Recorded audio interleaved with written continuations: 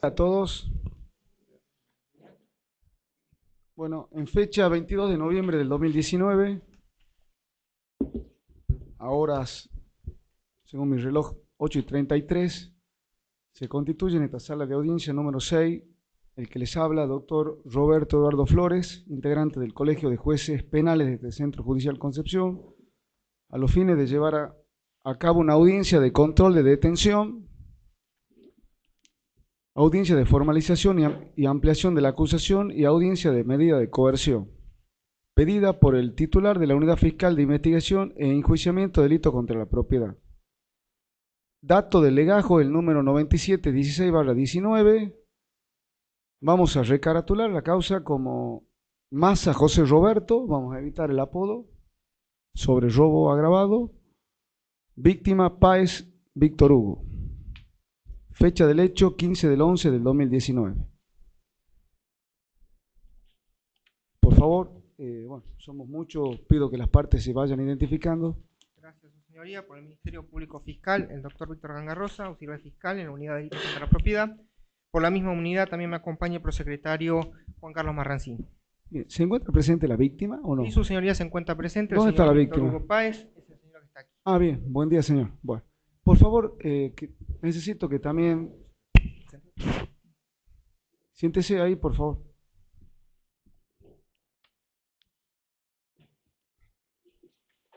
Gracias por venir.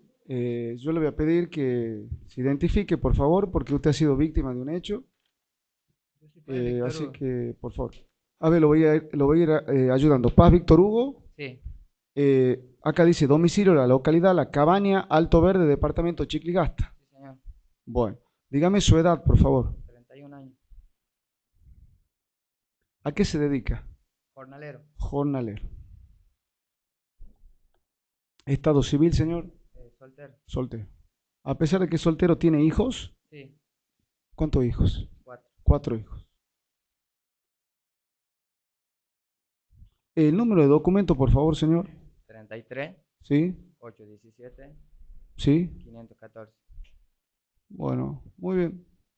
Como bien le dije, es una audiencia de control de la detención de la persona, formulación de cargo y medida de coerción, en la cual, después de escucharlo al fiscal, usted va a tener derecho a ser oído también. Y de ahí le vamos a dar la palabra a los defensores y al señor que está detenido.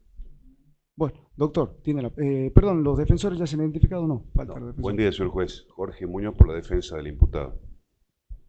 Buen día, doctor. Benjamín Núñez Arévalo, asumiendo la codefensa. Que se acerque el señor. Le paso el micrófono. Sí, pase el micrófono. Importante que quede audio grabado. Lo ayudo, señor. Massa José Roberto. Sí, Número de documento 41.239.224. sí, Domicilio, camino al basural, así dice, pasando alcantarilla de cemento, Alto Verde, departamento Chicligasta. Así es. sí. Edad, por favor, señor. 21. 21 años. ¿A qué se dedica? A la papa. Jornalero. Jornalero. Su ingreso mensual es aproximadamente con lo que usted trabaja. Aproximadamente. 10.000 pesos 10.000 por pesos. semana.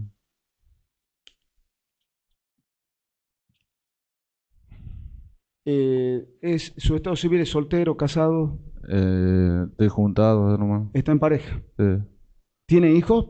sí. ¿Cuántos hijos? 2 hijos. Sí. ¿Con quién vive en este domicilio? ¿Con su pareja, sus 2 Con hijos? mi nada más? pareja y mis 2 hijos. Perfecto. ¿Están presentes? ¿Están presentes sus Sí, familiares? Mi ¿Sus pareja familiares? está presente. Sí. Bien. ¿Su grado de instrucción? ¿A qué grado llegó a la escuela? Hasta 5º grado. Quinto, o sea, tiene primaria incompleta. Ajá. Bueno, muy bien. Escúcheme, señor Massa, Sí. José Roberto. Usted tiene que estar atento a lo que va a oír, de lo que va a manifestar el fiscal, porque usted está ahora privado de su libertad. Bueno. Posiblemente escuche una acusación. Formulación de cargo significa, así en lenguaje llano, es un hecho, un ilícito, un delito que el fiscal le va a imputar a usted. Usted tiene sus defensores y Sí. después lo vamos a escuchar también a la víctima que está presente. De ahí lo vamos a escuchar o no a usted, depende si usted quiere declarar o no quiere declarar, y después lo vamos a escuchar también a sus defensores que tienen que hacer la defensa técnica. Señor, si usted no entiende lo que el señor fiscal manifiesta o la víctima manifiesta, no entiende o no comprende, o algún dato no lo ha entendido, usted levanta la mano, no tengo problema en interrumpirme, o a través de su defensor, y le pedimos a la parte que lo que usted no entiende le expliquen en términos más claros. ¿Me entiende? Sí. Bien. Doctor, tiene la palabra. Gracias, señor juez. Bueno, efectivamente el objeto de la presente audiencia es a los fines de realizar el control de la detención sufrida por el señor José Roberto Massa.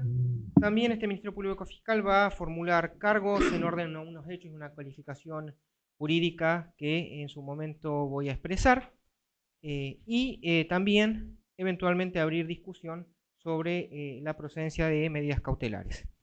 Si usted me permite, su señoría, esta persona, el señor aquí presente José Roberto Massa, fue efectivamente detenido el día 21 del 11 del corriente año a las 9 horas aproximadamente. Esta detención se produjo en el marco de un allanamiento dispuesto oportunamente. Esto es a los fines de ahondar con la investigación, de procurar el secuestro de armas de fuego y cualquier otro elemento que sea de utilidad para el expediente. Esta orden, por supuesto, fue emanada de autoridad judicial competente, conforme a los fundamentos que en la propia orden se esgrimieron, con lo cual, su señoría, entendemos que, habiendo sido librada por autoridad jurisdiccional en ejercicio de sus funciones, con la competencia necesaria a pedido del Ministerio Público Fiscal, y en el entendimiento también que esa orden se materializó por personal policial que también en cumplimiento de sus funciones y sin irregularidad alguna llevó adelante la detención dispuesta por la judicatura, entendemos que no existe irregularidad alguna respecto de la detención del señor. Máxime, su señoría, cuando también ese mismo día de la detención, es decir, el día 21, se le pudo notificar sus derechos en la sede de comisaría en los términos del 60 y 61 de nuestro código de manera inmediata. Es decir, fue detenido aproximadamente a las 9 y a las 10:05 se le estaba notificando sus derechos, firmando el acta correspondiente. En ese sentido, su señoría, voy a solicitar que se declare la legalidad de la detención del señor. Del procedimiento de detención. La detención es legal, la orden fue. La orden es legal. El procedimiento, supuesto, en todo caso. Sería el procedimiento de detención del señor Massa. Bien. Eso por un lado. ¿Es una cuestión técnica, doctores? ¿Alguna objeción? No hay objeciones. Sí, digamos, punto número 1. No hay objeción. Punto número 1, entonces vamos resolviendo. Se hace, o sea, la orden de detención fue emanada por el que le estaba hablando, o sea, es legítima. Estoy de turno. Lo que sí se declara legítimo sería el procedimiento de detención. ¿Por qué? Porque se ordenó la detención y el allanamiento de la persona del señor Massa. Y hay un horario y hay ciertos requisitos que cumplir. Y por lo que estoy viendo, fue detenido el 21 de noviembre, o sea, el día de ayer, a horas 9. Y el horario era de 7:30 a 19 horas, o sea que el procedimiento de detención fue correcto. Así que se declara legítimo el procedimiento de detención de la persona que viene prevenida de esta causa, en virtud del artículo 234 del nuevo Código Procesal Penal de la provincia de Tucumán. Continúe, doctor. Gracias, señor juez. Bueno, como había adelantado, este Ministerio Público Fiscal va a formalizar cargos respecto de los hechos que sucedieron el día 15 de noviembre del corriente año. Esto fue aproximadamente a las 4 horas, ¿sí?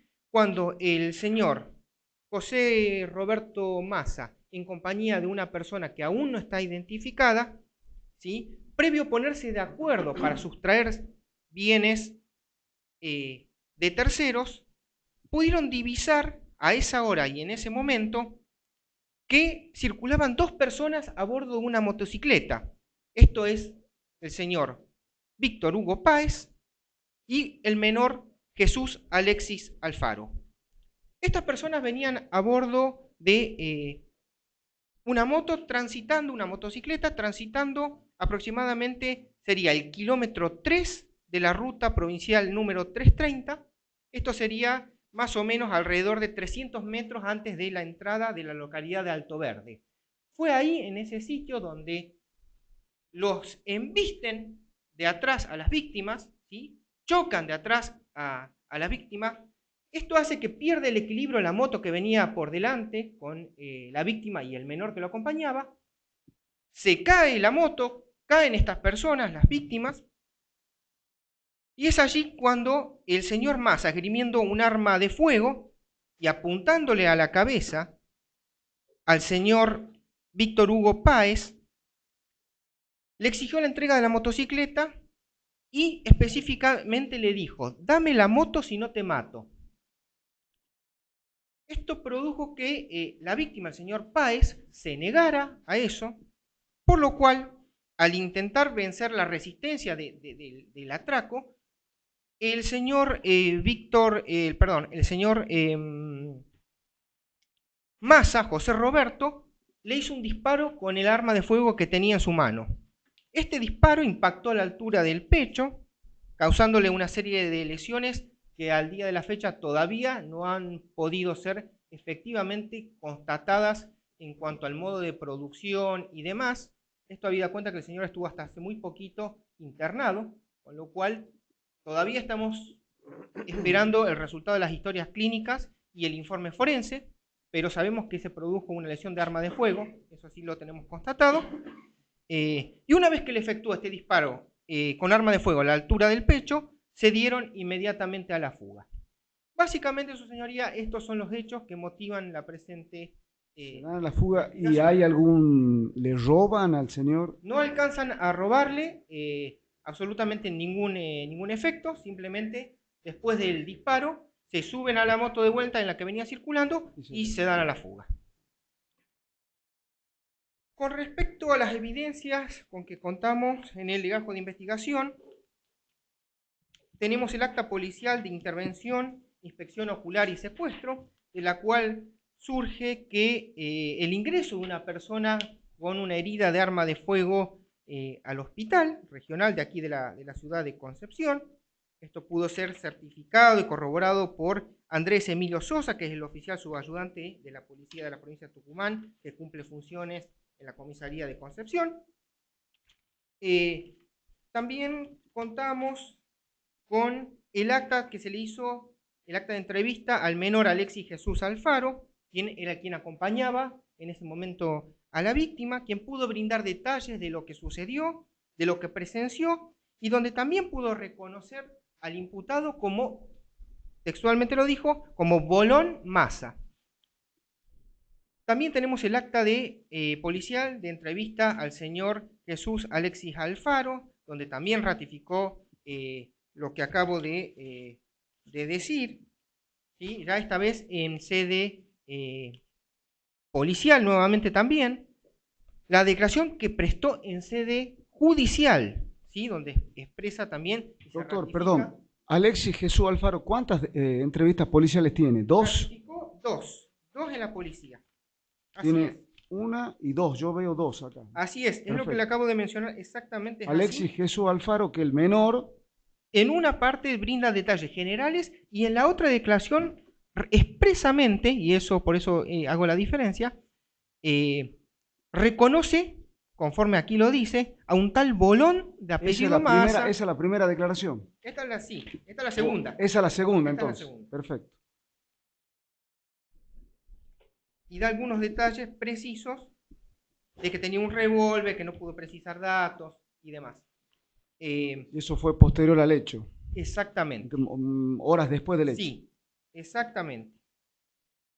También contamos con la declaración en sede judicial, la entrevista que se le pudo recabar respecto de Víctor Hugo Páez, donde también es bastante coincidente con lo que dice Alfaro, y también expresó reconocer como uno de los autores del hecho, es decir, a quien efectuó el disparo de arma de fuego, como un tal Gordo Bolón Massa, a quien dice que inclusive lo conoce desde chico. ¿Entrevista judicial eso fue hoy o ayer, doctor? No, esta entrevista fue el día de ayer. Ayer. Entrevista Ayer en sede judicial de fiscalía. Víctor Hugo, ¿es Paz o Páez? Perdón. Páez, es Páez. Páez, Páez. exacto. Víctor Hugo Páez. Páez.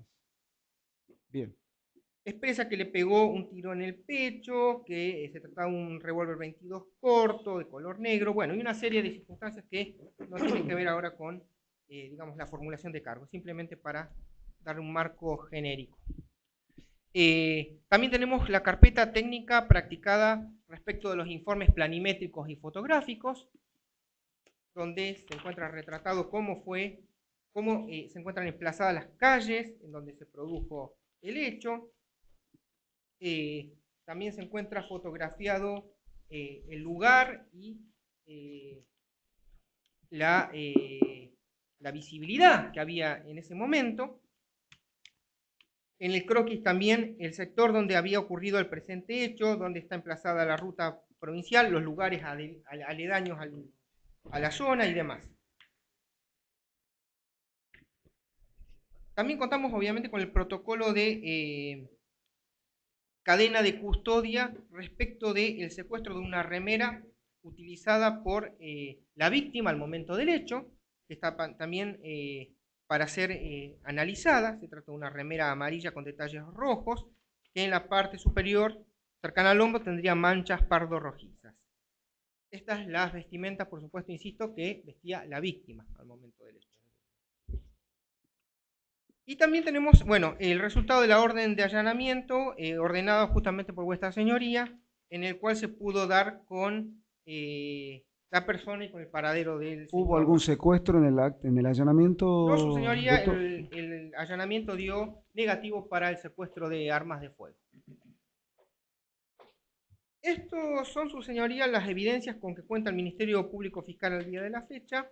Doctor, ¿y los informes médicos? Los informes médicos ¿Qué es lo son que tiene de informe médico con respecto a la víctima? solamente que de policía sanitaria, que dice que tiene simplemente un apósito, digamos, a la altura del pecho, pero que no nos pueden identificar más nada que eso. Nosotros, O sea, hay un informe médico. Hay un informe médico, sí. Lo que nosotros estamos esperando, y eso ya lo hemos pedido, son las historias clínicas y el examen del forense, que efectivamente nosotros necesitamos que nos diga qué es lo que tiene, porque aparentemente, porque los que nos han dicho, tiene todavía el proyectil alojado en su interior, con lo cual estamos... O sea, que hay un informe médico policial preliminar, digamos. Así es. Están esperando no podemos los lesiones otros elementos. Llegado el caso, reformularemos cargos, quizás ampliando ese detalle para evitar cualquier tipo de planteo a futuro. Su señoría, bueno, sintéticamente entonces estos son los hechos, las evidencias. Entendemos que el hecho que acabo de relatar encuadra típicamente en el delito de robo calificado por el uso de robo agravado o calificado por el uso de arma de fuego en grado de tentativa. Esto es artículos 42 y 166, inciso primer supuesto del Código Penal. Reitero, 166, inciso segundo, primer supuesto. Y el grado de participación... con el artículo 42. Con el artículo 42 exactamente, que prevé la tentativa. Y en Esto calidad... en grado de coautor penalmente responsable. Coautor. Coautor, así es, señoría. Tenemos todavía una persona que se encuentra prófugo y que está siendo investigada a ver si se puede determinar la identidad.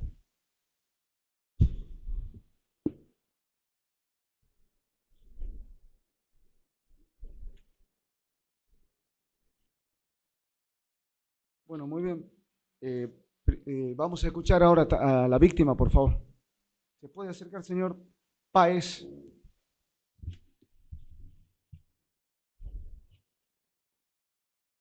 Víctor Páez. Bien.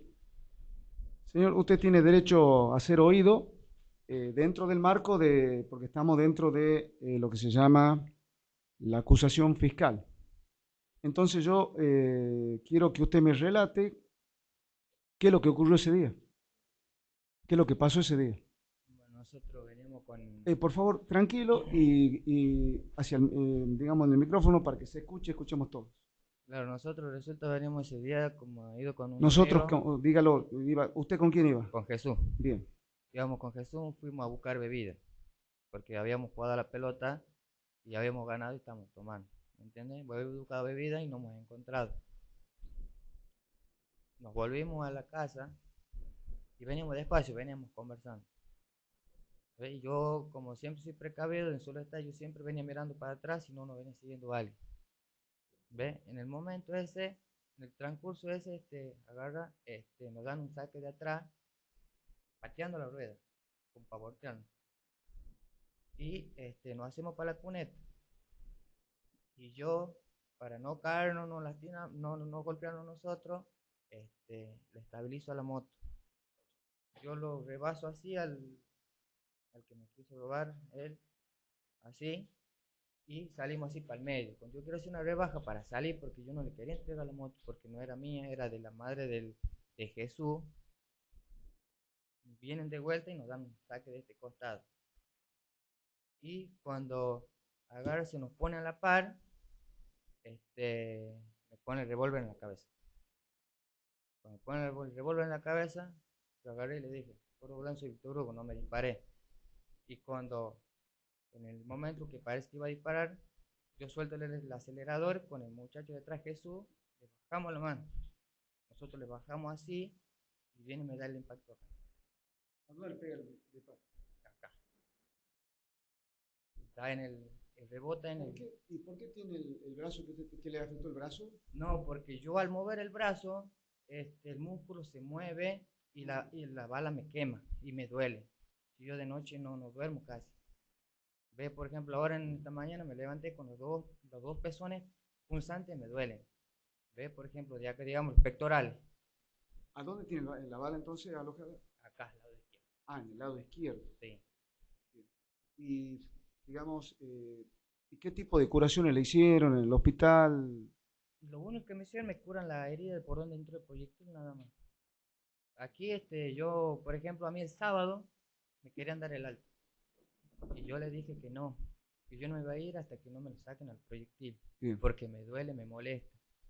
Y el lunes viene el cirujano, que vino de San Miguel, y me dijo, vio la tomografía y me dice que ellos no me pueden operar si no traigo una orden del juez y que esté un fiscal presente para que me puedan retirar el proyectil que lo tengo incautado en el pecho. Porque para que sepan que es el proyectil que me están sacando a mí. Bien. Bueno, muy bien. Señor, más acérquese. Como le dije, cuando comenzamos la audiencia, usted tiene derecho a declarar o a abstenerse de declarar. Si opta por no declarar, es su derecho constitucional.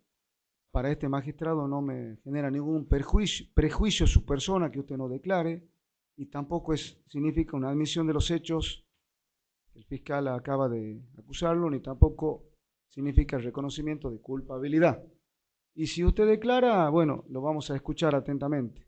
Si bien este código no prevé la entrevista previa, como lo prevé el Código Procesal Penal de la Nación, yo soy partidario de que los defensores tienen derecho a tener la entrevista previa con la persona, con usted, digamos, para asesorarlo en cuanto a si va a prestar o no declaración conforme a las estrategias digamos, de la defensa. Dígame, ¿usted va a declarar o no va a declarar? No, sí. Se ampara en su derecho, o sea, no declara, por consejo de sus defensores. Ah, Por consejo de sus defensores no declara. sí, porque ¿cómo no he entendido por eso? Doctor, por favor.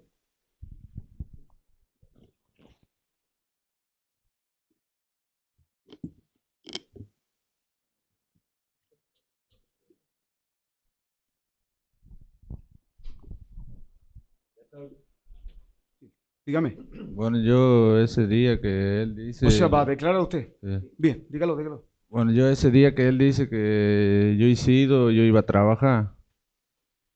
El colectivo pasó como a las 5 de la mañana y yo estaba con mi mujer y ahí había como 30 changos que gritaban y yo me levanto y me iba a trabajar y laburo todos los días. Todos los días tengo que trabajar, si no mi hijo no come. Usted dice que estaba con su mujer. Sí, ¿Usted trabaja con su mujer? no, yo trabajo solo, yo ando. Yo ando cargando, ando, todos los días me salgo a trabajar a las 5 de la mañana, todos los días. Y yo no trabajo, mi familia no come. Yo vivo en una casa con ella y mis 2 hijos nomás. Bien. ¿Algo más? Y sí, no sé por qué me culpa él si yo ando trabajando, si él sabe que yo ando trabajando. Él me conoce bien, si sabe que me crió laburando yo. Que pregunten a la comisaría si yo tengo alguna denuncia de que yo alguna vez robo moto o que yo ando con arma de fuego, nunca. Nunca, si yo me dedico a trabajar nomás, si no trabajo no soy nadie.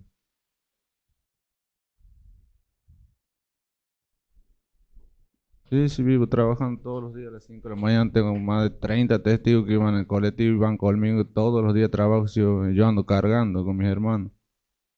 Mi hermano hace cuadrilla y bueno, y tengo que ir todos los días para no fallarle a él. Todos los días trabajo yo. Muy bien. Tome nota la defensa de lo que dice el imputado. Eh, bueno, ahora la defensa tiene que hacer su defensa técnica. ¿Quién va a hablar? ¿Usted, doctor? Voy a empezar yo, después le cedo la palabra al doctor O sea, van a Muñoz. hablar los dos sobre el tema de la formación de...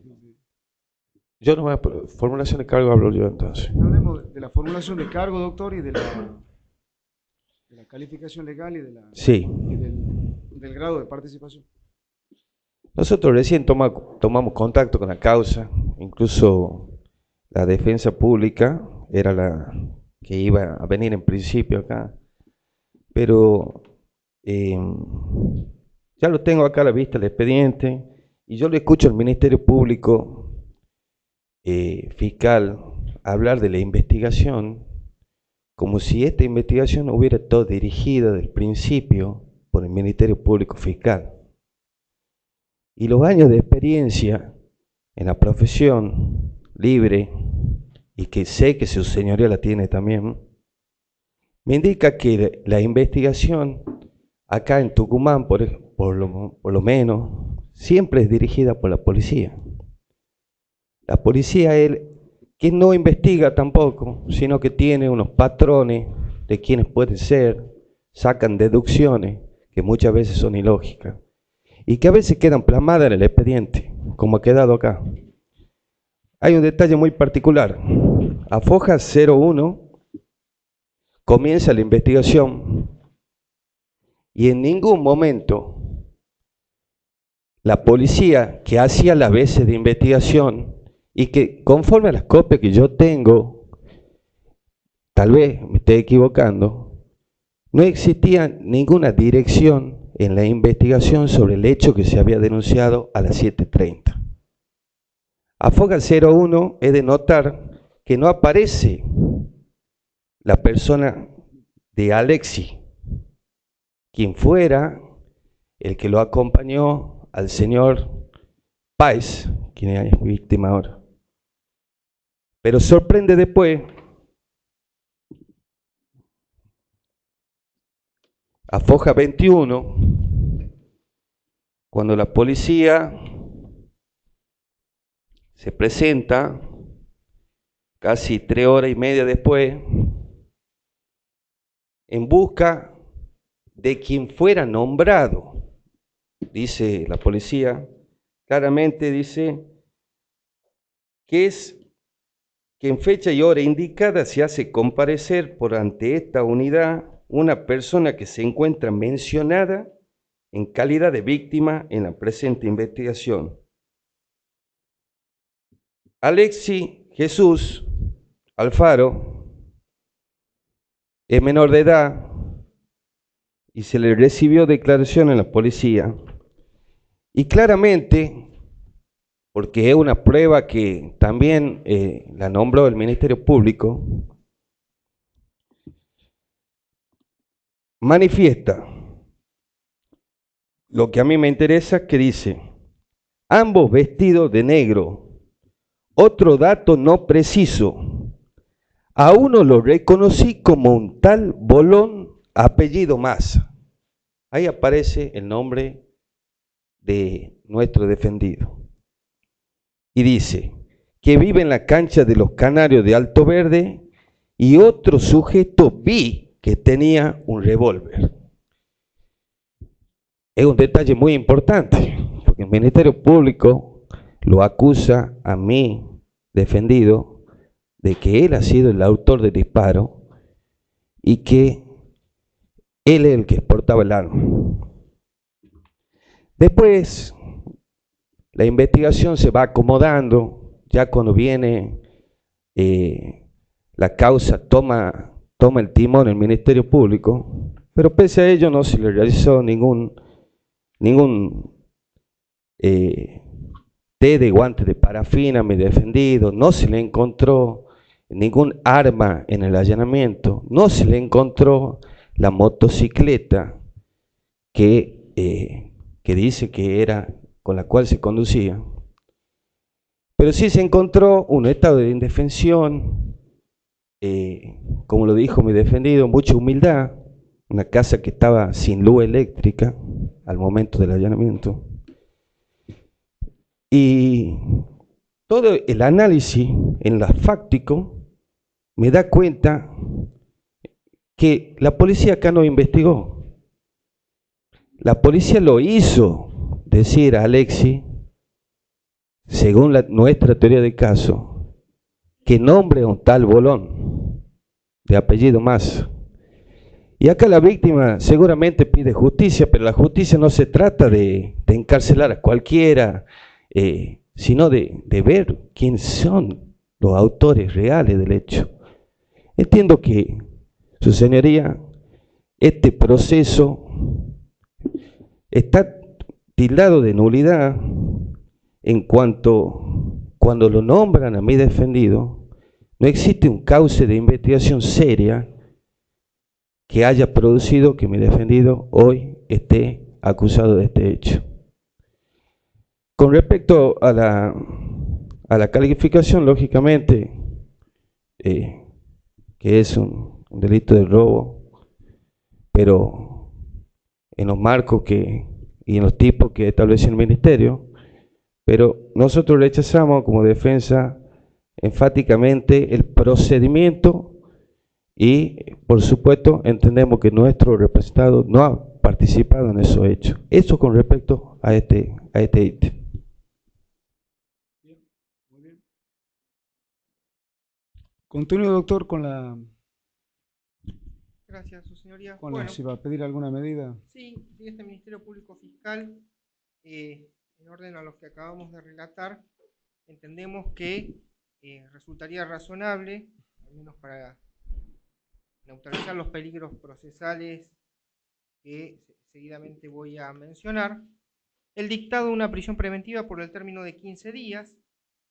Particularmente, su señoría, entendemos que para el avance de la investigación y teniendo en consideración que el arma justamente todavía no ha sido habida, se trata de un arma de fuego con la que se cometió el delito, que todavía no ha sido posible dar con la otra persona que sería también coautor del hecho. En el entendimiento, su señoría, también que en principio, y conforme me lo han manifestado, aparentemente los propios familiares del imputado habrían ido a la casa del señor también a pedir una suerte de explicaciones sobre lo que estaba pasando, o una suerte de amedrentamiento, evidentemente, con lo cual me parece que existen una serie de elementos por lo cual considera este Ministerio Público Fiscal que es necesario cautelarlo. Sobre todo, su señora, porque todavía faltan además pruebas por producir, y entendemos que en caso de darle la libertad anticipada, eso bien se podría frustrar. Por dos cosas. Primero, porque no tenemos el arma todavía en nuestro poder con que se cometió el hecho. Segundo, porque hay un consorte de causa que está haciendo o tratando de individualizarse y dar con su paradero. Tercero, porque los propios familiares del imputado han ido al domicilio de la víctima a amedrentar. Cuarto, porque todavía faltan determinar las lesiones y la historia clínica. Todo eso, su señoría, y más allá de que el señor en principio no registraría antecedentes, entendemos que el término de 15 días resultaría razonable en los términos del 236, inciso Segundo, entendemos que en caso de la libertad anticipada, bien podría entorpecer la investigación conforme estos hechos, al menos indiciarios, que tenemos para ponderar. Su señoría, entonces, concretamente, 15 días de prisión preventiva hasta que podamos realizar estas medidas, ¿sí? Ver si podemos avanzar con el secuestro del arma de fuego en cuestión y ver si podemos dar con el otro partícipe del hecho que aún no ha sido individualizado. Además de una prohibición de acercamiento respecto de los familiares del imputado, respecto de los familiares y la persona del señor Víctor Hugo Páez. Habida cuenta que es evidente que a los fines de neutralizar estos riesgos, también debemos pedir una medida de restricción, al menos de 200 metros, para el domicilio de la persona, tanto del señor víctima del suceso, como también de sus familiares. Entendemos que la medida, su señoría, para concluir, es razonable, no es un tiempo demasiado prolongado en el tiempo, y entendemos que con estos días nos va a dar la posibilidad de poder quizás avanzar en la investigación en ese sentido. Eso es lo que solicitamos, su señoría. Bien, señor juez. Habiendo escuchado atentamente al Ministerio Público Fiscal, y más allá que el abordaje respecto a la proporcionalidad, razonabilidad, etcétera, de las medidas cautelares que está solicitando el Ministerio Público Fiscal, quien estará a cargo del doctor Núñez Arévalo, quiero hacer un planteo previo. Y esto sin desmerecer la idoneidad del auxiliar fiscal. Quiero solicitar se tenga en cuenta expresamente lo establecido en el artículo 3 de la Constitución de la provincia, que prohíbe la delegación implícita o explícita de las funciones que establece esta Constitución. Toda transgresión al artículo 3 de la Constitución provincial es nulo e impide a los jueces hacer lugar a estos planteos, por lo cual voy a adelantar el pedido de nulidad con respecto a las medidas coercitivas solicitadas por el Ministerio Público Fiscal, y me explico. La Ley 91/72 ha establecido una suerte de organización interna en la cual, de manera discrecional, el ministro público, el doctor Edmundo Jiménez, a cargo del Ministerio Público, de alguna manera redistribuye, organiza internamente la colaboración de los auxiliares fiscales en llevar adelante la persecución penal. Está claro que esa actividad puede estar relacionada a complementar de alguna manera o colaborar con todo lo que hace la trayectoria de la investigación penal, pero no puede de ninguna manera una persona que no ha prestado el juramento del artículo 119 de la Constitución provincial. Existe una falta de idoneidad constitucional, repito, sin desmerecer la calidad o idoneidad personal del auxiliar fiscal. ¿Y a qué me refiero con esto? Estoy hablando puntualmente de las responsabilidades. En el caso concreto, los daños y perjuicios que están siendo originados por la detención ilegal de mi defendido, quizá lo puede responder el auxiliar fiscal de manera personal, pero no estatalmente. El Estado no tiene porque no ha prestado el juramento de ley. No es lo mismo la colaboración interna para alguna clase de diligenciamiento, coordinación, de llevar adelante causas penales, que la facultad que la Constitución provincial establece a los fiscales de acusación, más precisamente de la petición de una medida cautelar de privación de la libertad. Con lo cual, contrariando la norma expresa de la Constitución en el artículo 119, la falta de juramento, la falta de idoneidad constitucional, y expresamente el mandato del artículo 3, que establece la prohibición de delegar implícita o explícitamente la facultad de que esa Constitución establece, voy a solicitar la nulidad de la petición realizada por el Ministerio Público Fiscal respecto solamente de la medida cautelar de prisión preventiva por 15 días. A continuación, y más allá de que el criterio de su señoría sea establecer esta resolución antes de la argumentación o al final con la resolución, voy a ceder la palabra al colega de la defensa para que se explaye respecto de la proporcionalidad, necesidad y etcétera, requisito que establece el 235-36 del Código Procesal Penal para esta clase de medidas. Sí, concuerdo con mi colega y que forma parte además de los elementos esenciales del proceso, que todos conocemos, el ABC del derecho penal, la acusación, defensa, prueba y sentencia. En este caso, la acusación que hace la cuestión formal. Pero subsidiariamente, y para el caso que su señoría entienda que es procedente el tratamiento de la medida cautelar, considero que el Ministerio Público no ha logrado probar con certeza y concretamente a qué peligro procesal se refiere. Habla de recolectar pruebas y a mi defendido ya le allanaron el domicilio, le dieron vuelta a la casa y no le encontraron nada. Entorpecimiento de la investigación no ha habido, sino lo que ha habido es el sentimiento de injusticia que han sentido los familiares ante, como lo dije anteriormente, ante una causa armada por la policía. Esto no es otra cosa que una causa armada por la policía. Pero también me quiero referir a la primera palabra que utilizó el Ministerio Público a los fines de justificar su medida cautelar, que habla de la razonabilidad. Es totalmente irrazonable una prisión preventiva a mi defendido, su señoría, y le explico. Mi defendido vive en una extrema pobreza con dos hijos de 4 y 5 años. No hace falta que le diga que estamos realizando esta tarea gratuitamente por contacto que tenemos con la familia y no la queremos dejar afuera.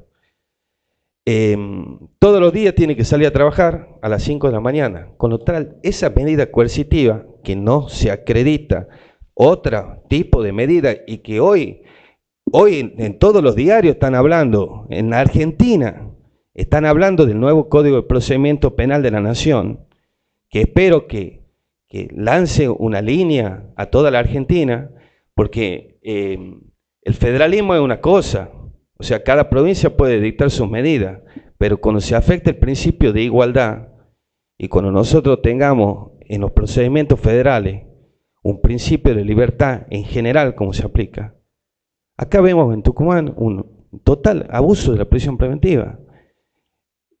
La ONU en la resolución 95 le llama la atención a la Argentina sobre la cantidad de presos con prisión preventiva y nosotros tenemos que analizar las medidas cautelares que nosotros la analizamos en los libros, las tenemos que hacer aterrizar acá en Tucumán. Las comisarías están desbordadas, la unidad penitenciaria está desbordada de personas todavía con medidas cautelares. Entonces, su señoría, para el caso que entienda que es necesario la sujeción de mi defendido a este proceso, solicito que la medida de apersonamiento sea a través de un comparendo diario y que lo tiene que hacer incluso a la tarde, porque él regresa del trabajo, trabaja de la mañana hasta la tarde, acá en la guardia de tribunales, a los fines de asegurar su comparencia. Y de esta manera, desvirtuar cualquier tipo de medida cautelar. Doctor Angarrosa Víctor, usted vio que, o escuchó que sin afectar o no han cuestionado su idoneidad profesional, pero están planteando una inconstitucionalidad en virtud del artículo 3 de la Constitución de la provincia. Usted, doctor, está actuando por delegación del titular de la acción penal. Así es, su señoría, pero voy a ser muy sintético al respecto. Creo que esto inclusive ya lo resolvió la Corte en un fallo, con lo cual no veo motivos como para volver sobre el punto. Entiendo que tampoco es el objeto de la presente audiencia la declaración de inconstitucionalidad, más allá de que el señor defensor también, además de plantear la inconstitucionalidad, habla de nulidad, con lo cual tampoco me queda muy claro si lo que está buscando es la nulidad específica de una sola medida y el resto bien podría seguir adelante mi actuación o no, con lo cual tampoco me parece razonable. O sea, por un lado soy solamente, o sería en mi carácter de auxiliar fiscal, solamente estaría habilitado para ciertas medidas, pero no para la medida de solicitud de prisión preventiva, con lo cual tampoco me parece que pueda llegar a entender esto. Por un lado, la decisión de inconstitucionalidad que implica una suma gravedad institucional como para declararla así, esto ya fue resuelta por la Corte de Tucumán, con lo cual en cualquier proceso, y ya tiene que ver con una cuestión práctica en donde no solo la provincia de Tucumán, toda la región, prácticamente en toda Latinoamérica se está aceptando la institución de figuras coadyuvantes, auxiliares fiscales, con lo cual entiendo que, digamos, tiene que ver con los procesos de reforma y con formas de organizar propias de un Ministerio Público Fiscal. Con lo cual entiendo que no habría problema, más allá de lo que ya, reitero, se ha dicho y lo ha dicho la Corte y ha convalidado esas actuaciones a través de de la interpretación que hace de la Ley Orgánica del Ministerio Público Fiscal y el propio Código. Con respecto a la nulidad, obviamente me opongo en absoluto, no entiendo que no existe causal alguna que torne irregular la actuación del Ministerio Público Fiscal. No hay conculcación a derecho alguno, al señor se le están haciendo saber los cargos que se le formulan, cuál es la calificación del hecho y las medidas que solicita el Ministerio Público Fiscal. No tenemos más pretensión que eso. Y en cuanto a su señoría, a lo que subsidiariamente también entiende el señor codefensor, en el entendimiento que si bien cuestionan la figura del auxiliar fiscal, subsidiariamente también quieren volver a plantear, digamos, otros elementos que no tienen que ver con la inconstitucionalidad de la figura. Lo cierto, su señoría, es que vamos a insistir con la medida de prisión preventiva. Lo único que tengo para decir es que la propia víctima manifestó mucho temor, que le habían llegado inclusive comentarios de que indicarían que el señor Massa y su familia lo harían boleta, tal cual lo pudo expresar en la fiscalía, boleta a él y a su familia por haberlo denunciado. Con lo cual, su señoría, entendemos que resulta bastante lógico el pedido fiscal. Simplemente me voy a remitir a eso, su señoría. Eso es todo lo que tengo para decir al respecto. ¿El titular de la Fiscalía se encuentra en su ámbito físico ahora en este momento? Que sí, su señoría estaba con medidas también respecto ¿Quién? ¿El doctor Rojas? El doctor Rojas, sí, porque el doctor Echaide está en uso de licencia. ¿Lo podría llamar al doctor Rojas? ¿Podría el doctor Marrancino buscarlo al doctor Rojas? Sí, cómo no. ¿Puedo? Yo creo, doctor, que ya... La resolución a la que refiere el Ministerio Público Fiscal, sin duda, es la sentencia de abril. Doctor, pero yo creo que ya ha planteado usted, ya hizo su planteo, él ya ha contestado. Y bueno, vamos a ver si se encuentra el doctor Rojas.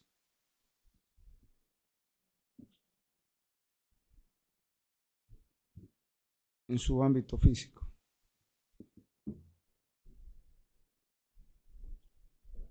Para la tranquilidad de la defensa, en todo caso.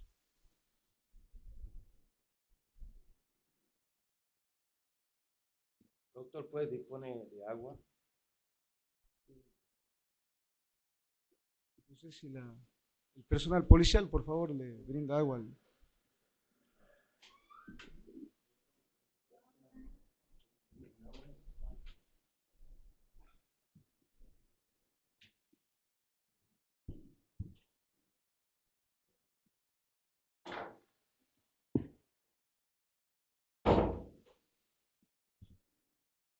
Pero para ir ganando tiempo, vamos, como otro punto audiencista, que se me pasó fue que la apertura de la investigación penal preparatoria, lo había dicho el auxiliar fiscal, se tiene presente que fue efectuado en el mismo momento del allanamiento.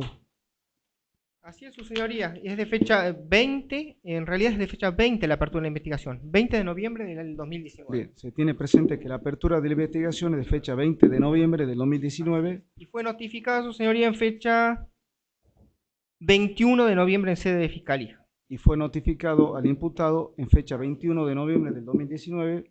Entonces se tiene presente conforme al artículo 157 del nuevo Código Procesal Penal de la provincia de Tucumán.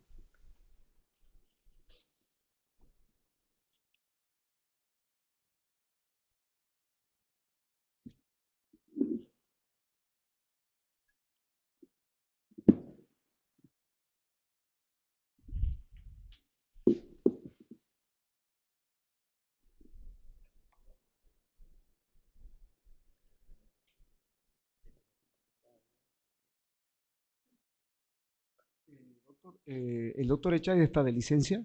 Está de licencia de compensatorio de licencia. feria. Perfecto. Sí.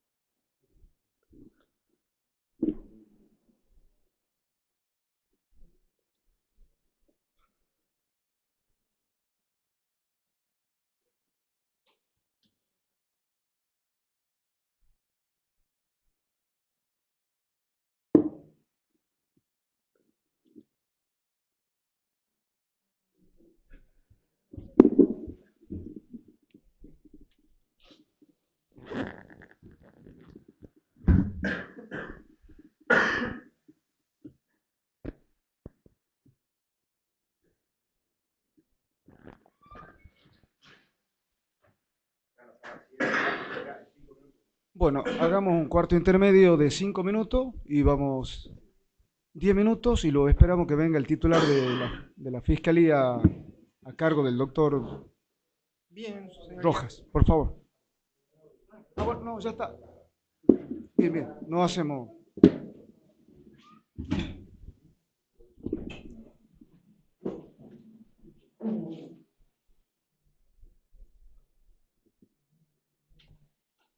Bien, doctor Rojas, bueno, disculpe que lo hayamos, digamos, llamado a esta audiencia, sé que estaba ocupado en otras audiencias, pero bueno, a los fines de... Hay un planteo de inconstitucionalidad de parte de la defensa en relación a la presencia del auxiliar fiscal en el pedido de prisiones preventivas. Entonces, a los fines de evitar cualquier tipo de, digamos, de repetición de este tipo de planteo, es que lo he citado, doctor, para que usted como titular, bueno, digamos, de la unidad fiscal de delito contra la propiedad, me manifieste expresamente, doctor, si está de acuerdo con todas las medidas que ha pedido su auxiliar, que ha pedido formulación de cargos, ha calificado el hecho, habló de una coautoría, digamos, funcional, un reparto de actividades dentro del hecho ocurrido. La víctima relató el hecho, hubo un reconocimiento impropio en esta audiencia, el imputado declaró, la defensa negó, doctor,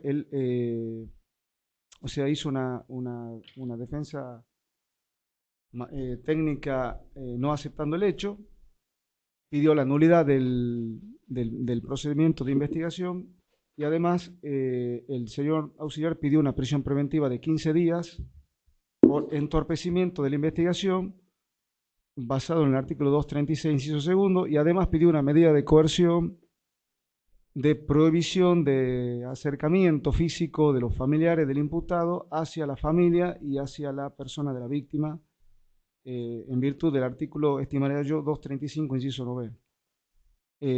Por eso le pido, doctor Rojas, si usted ratifica todo lo que hizo su auxiliar y qué opina con respecto al planteo de inconstitucionalidad del auxiliar fiscal en virtud del artículo 3 de la Constitución de la provincia.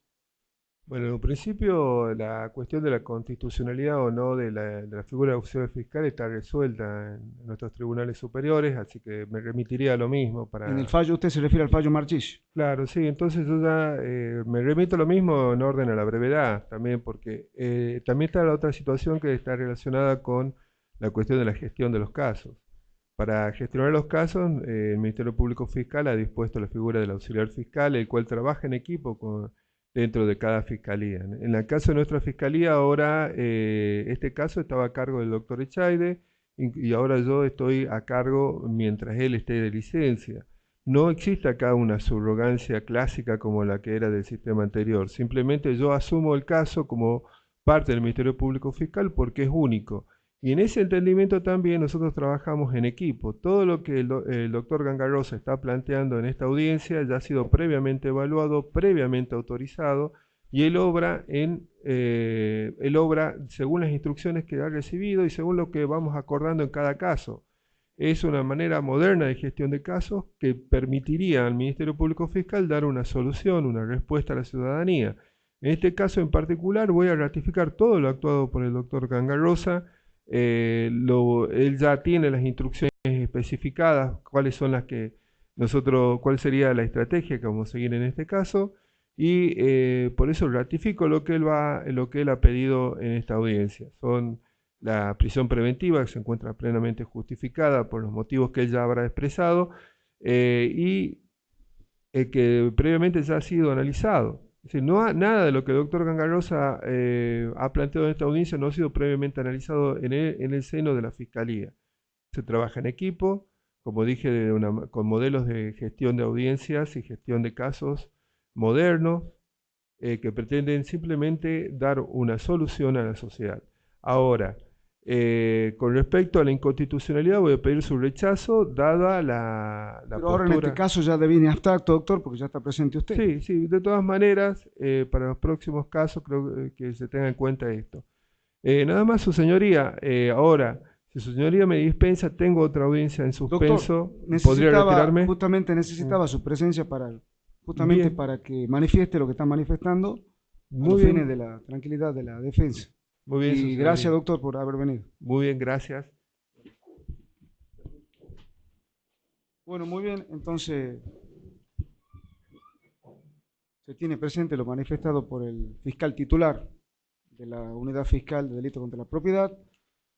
Habiendo escuchado a todas las partes,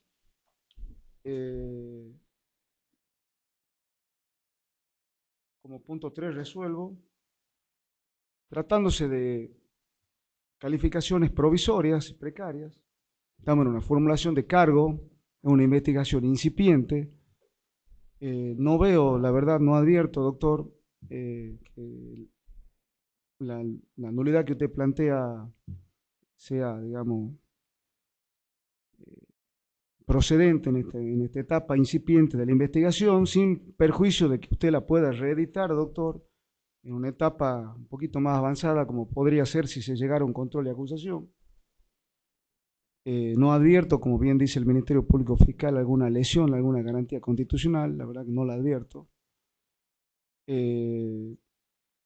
Por eso no veo el perjuicio tampoco, no veo un perjuicio claro, concreto, ni tampoco veo la trascendencia de la nulidad como para declarar la nulidad en esta etapa, en este momento de formulación de cargo. Y creo que la puede reeditar, doctor, conforme al avance de la investigación, en una etapa, me parece, más avanzada, donde la amplitud de la discusión es más amplia, como un eventual control de acusación en caso de que la Fiscalía pidiera en ese momento un control de acusación. Por lo tanto, se hace lugar a la formulación de cargos,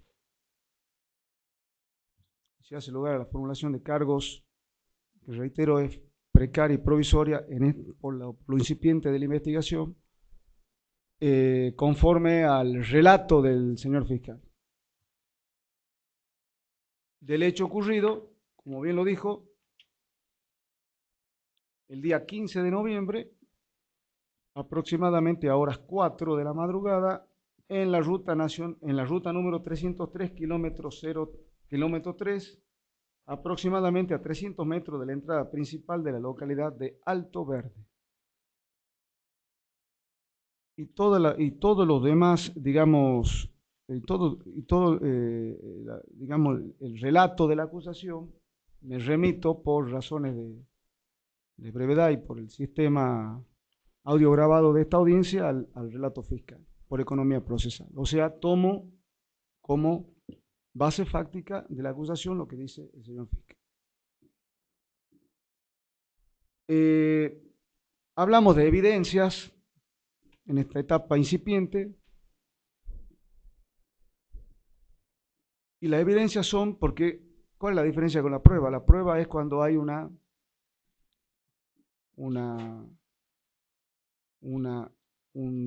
discusión, una contradicción, cuando la prueba puede ser discutida, digamos, en una etapa, digamos, más avanzada del proceso, podemos hablar de pruebas.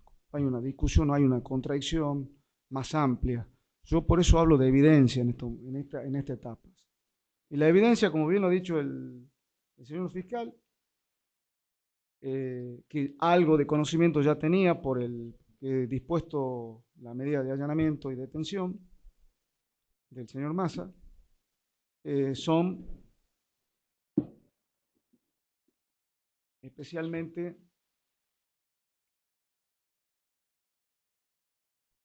el acta de intervención policial, en donde se documenta el ingreso de una persona herida al Hospital Regional de Concepción, que es el señor que está acá presente, las dos actas policiales de entrevista policial al menor de edad, Alexis Jesús Alfaro, que es el testigo presencial del hecho, la entrevista policial al señor Páez Víctor Hugo, las carpetas técnicas, la cadena de custodia del secuestro de la prenda de vestir de la víctima y especialmente el informe médico policial preliminar,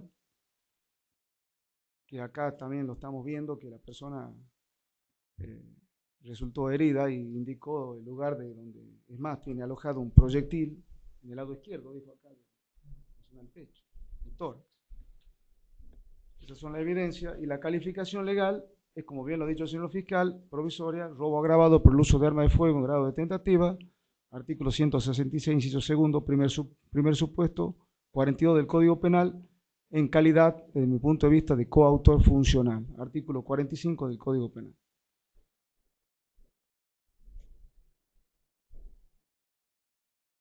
Teniéndose presente también lo manifestado por el imputado, obviamente, y por lo manifestado por la defensa técnica, que tiene su propia teoría del caso y que obviamente va a formar su propio legajo de investigación y ofrecerá y producirá la prueba que manifestó el imputado como en su investigación de cita. El otro punto, con respecto a al planteo de inconstitucionalidad, no me voy a despedir porque creo que ya es una cuestión abstracta, doctor Muñoz. Ha venido el titular de la unidad fiscal y ha ratificado todo lo actuado por el auxiliar fiscal. Así que sobre ese punto no me parece que la inconstitucionalidad viene abstracta en ese caso. Y con respecto a las medidas de coerción más intensiva, como es la prisión preventiva, me parece lógico, me parece razonable. No me parece que ha sido un planteo abusivo del señor fiscal, 15 días corridos de prisión preventiva en base al peligro de obstaculización de la investigación, porque no nos debemos olvidar que hay una persona que está, o sea, fueron dos los partícipes del hecho, y hay una persona que aún no ha sido identificada y está siendo objeto, según el Ministerio Público, de una investigación policial. Por lo tanto, es un argumento a tenerlo en cuenta al momento de disponer una prisión preventiva en cuanto por el peligro de obstaculización de la investigación. También es importante, me parece, que acá también tiene conexión con la prohibición de acercamiento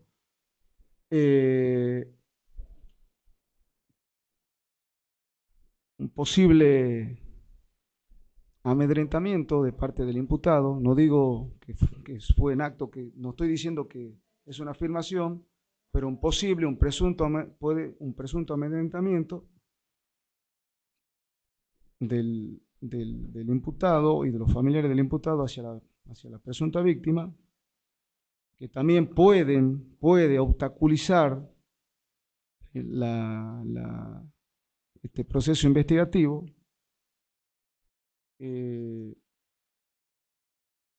porque también hay que protegerle a la víctima, que es testigo víctima, está presente, y también hay que protegerlo al testigo menor de edad, señor Alfaro. O sea, a mí me parece razonable el plazo de 15 días. No me parece irrazonable, con todo respeto, doctor. Si bien es cierto, usted habla de los abusos de las prisiones preventivas, pero estamos hablando de los abusos de las prisiones preventivas prolongadas, cuando estamos hablando de prisiones preventivas de 1 año, 2 años, 3 años, pero no de una prisión preventiva de 15 días. No veo un ejercicio abusivo del poder de parte del fiscal, además lo veo razonable. Por lo tanto, se dispone, en virtud del artículo 236, como lo pide el señor fiscal, inciso segundo, la prisión preventiva del señor Massa por el plazo de 15 días corridos. Son diables, son días corridos. Es decir, que para que tomen conocimiento los familiares, también se cuentan los sábados y domingos porque la persona está detenida.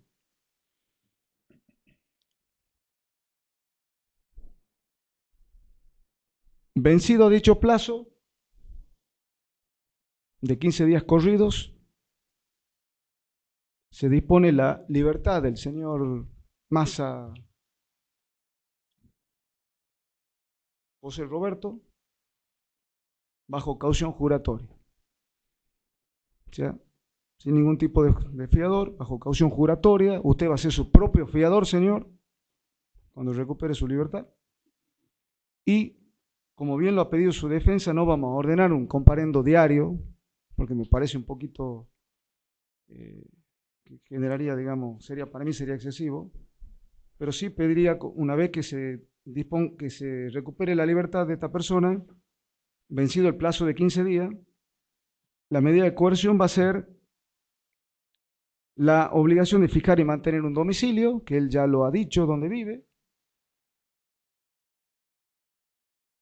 y la obligación de presentarse periódicamente ante el juez o ante la autoridad que designe. En este caso, voy a ordenar que cada 15 días se presente ante el Ministerio Público Fiscal, doctor Gangarrosa, para su debido control. Y además voy a disponer, doctor Gangarrosa, el plazo de la investigación va a tomar los 6 meses. Vamos a tomar sobre los 6 meses, pero realmente estimamos que esta investigación no puede durar 6 meses, sino que lo vamos a terminar en un término muchísimo menor. Bueno, y la prohibición de acercamiento físico la voy a disponer. A partir de hoy va a ser a la familia del señor Massa, le pido, más allá de que no estoy afirmando que sea cierto o no, pero lo que por razones de medida de prevención, son medidas de prevención urgente, se dispone a partir de hoy porque su hijo va a quedar 15 días de libertad y después recupera su libertad. Pero a partir de hoy, sobre los familiares del señor Massa va a haber una prohibición de acercamiento hacia la persona de la víctima y hacia los familiares de la víctima, a una distancia no inferior de 200 metros.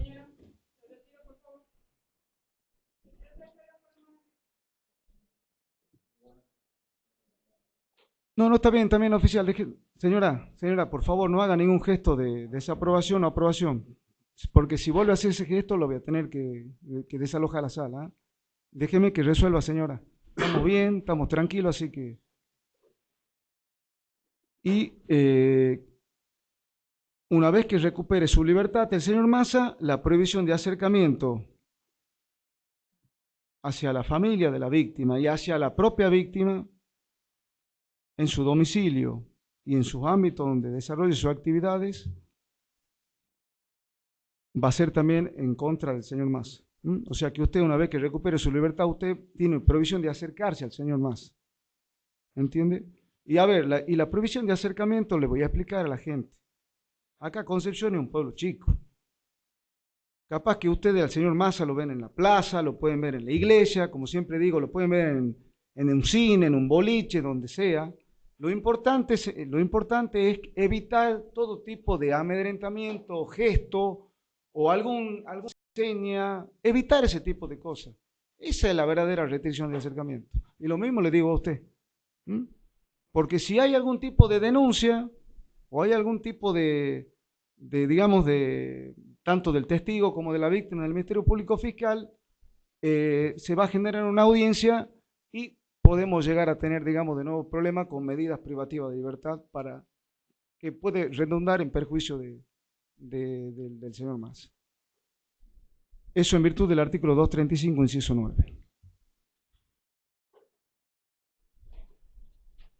Por el plazo de 6 meses. Así que quedan todas las partes debidamente notificadas. Y cierro esta audiencia, un poquito larga, a las 9:43. Muchas gracias. Gracias, señoría.